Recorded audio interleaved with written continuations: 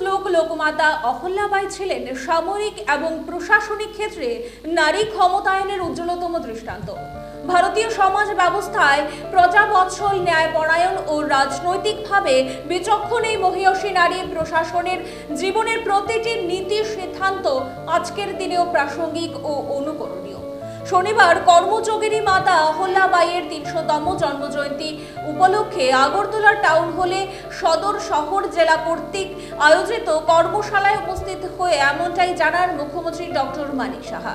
এই দিনের এই অনুষ্ঠানে মুখ্যমন্ত্রী ছাড়া উপস্থিত ছিলেন সাংসদ রাজীব ভট্টাচার্য সহ অন্যান্যরা।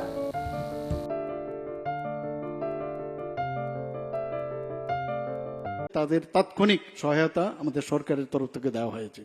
Hub for empowerment of women office আমরা চালু করেছি সমস্ত রাজ্য স্তরে, এবং প্রত্যেক জেলার মধ্যে একটি করে hub for empowerment of women আমরা অফিস চালু করেছি।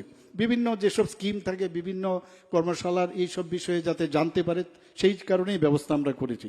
ওয়ান স্টপ সেন্টার বা সখী সদন সেটা আমরা করেছি, যাতে নির্যাতিত মহিলারা যারা আছেন 8টি জেলায় একই জায়গার মধ্যে এসে যেন ওই অফিস সেই অফিস না করতে হয়, একটা জায়গার মধ্যে এসে সব চিকিৎসা সহায়তা হোক, আইনি সহায়তা হোক বা অন্যান্য পুলিশ সহায়তা হোক, সমস্ত একই জায়গায় এসে যেন ওনারা সেই সহায়তাটা পান।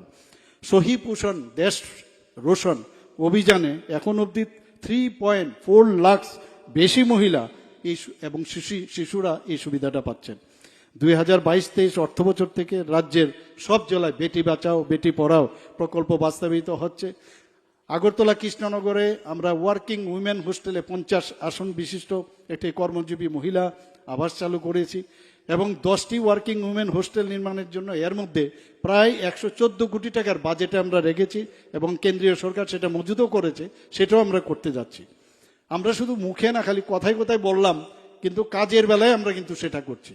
এবং আমরা চাই মহিলারা রাত্রে, আমরা কেন চাইবো না যে মহিলারা রাত্রে একটাই হোক দুটো হোক, মানে নির্বিঘ্নে যেন এক জায়গা থেকে আরেক জায়গায় তারা চলাফেরা করতে পারে, এবং সেই দিশায় আজকে মহারানী অহল্যা জির কথা স্মরণ করে আমরা এই ধরনের আরো ইন্সপায়ার্ড হব আগামী দিনে আমরা কাজ করতে। আমরা সমস্ত মহিলা থানা সমস্ত ডিস্ট্রিক্টে আমরা 7টা ডিস্ট্রিক্ট, ওয়েস্ট ডিস্ট্রিক্টে 2টো, 9টা মহিলা থানা আমরা করেছি, এবং ওই থানাগুলো মহিলার দ্বারা পরিচালিত। মহিলা থানা থাকলে একটা সুবিধা হয়, অনেক সময় পুরুষদের কাছে গেলে